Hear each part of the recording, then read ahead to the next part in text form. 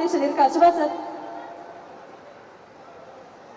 Sir இதுவும் நம்ம லிஸ்ட்ல இல்ல. ஓகே சார், ஒன்றும் பிரச்சனை இல்லை. Thank you Suma. I think I should definitely talk about your combination of of the ஸ்கிரீனும் நல்ல ஒரு ரேப் உங்களுக்கு இருக்குன்னு நினைக்கிறீங்க. எல்லாருமே பார்த்துருக்கீங்க, என்ஜாய் பண்ணீங்களா அவரோட பெர்ஃபார்மன்ஸ்?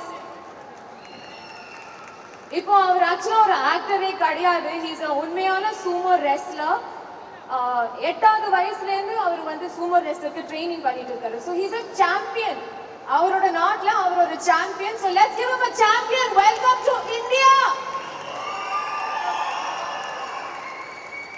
உண்மையாவே Japanese people are so kind and so cultured and நம்மளோட கல்ச்சர் அவ்வளோ மதிக்கிறாரு. நம்ம எல்லாருக்காக உங்களுக்காக அவர் தமிழ் வேற கொஞ்சம் கொஞ்சம் கத்திட்டு இருக்காரு. So it's so sweet to have work with him. He's just such a lovely man, so it's nice to work with people like him. Sir சொல்லி நாங்க ஒரு விஷயம் கேள்விப்பட்டோம். இந்த படத்துல வந்து பிரியா ஆனந்த் அவர்கள் தான் ஹீரோயினா வரணும் அப்படின்னு சொல்லி சிவா சார் சொன்னதா வந்து ஐஸ்வர்யா சார் ஒரு இன்டர்வியூல சொன்னதை நாங்க கவனிச்சிட்டோம். ஆக்சுவலா அவர் இந்த மாதிரி பேசியிருக்கவே மாட்டாரு.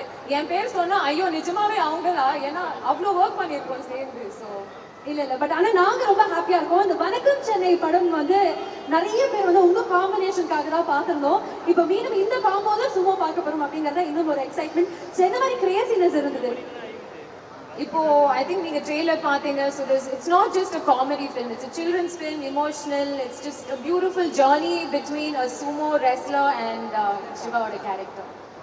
பியூட்டிஃபுல். அண்ட் பிரியா ஆனந்த் அவர்கள் வந்து ஒரு படம் பண்ணாலே அதில் கண்டிப்பாக ஒரு டான்ஸ் இருக்கும். அந்த டான்ஸ்க்காகவே நிறைய பேர் தியேட்டர்ஸ் போவாங்க. அவ்வளோ அழகாக நீங்கள் ஆடுவீங்க. இது யாரும் சொல்லவே இல்லை.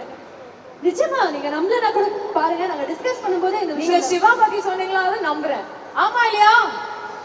சிவாவோட டான்ஸ் எத்தனை பேருக்கு பிடிக்கும்? ஆஹா, இது எங்க லிஸ்ட்லயே இல்லையே சார். நான் கூட அதை தவிர்க்கலாம்னு நினைச்சேன். பட் அவங்களே கேட்கும் போது கண்டிப்பாக நீங்க வரும்போது அந்த ஒரு விஷயம் இருக்கு.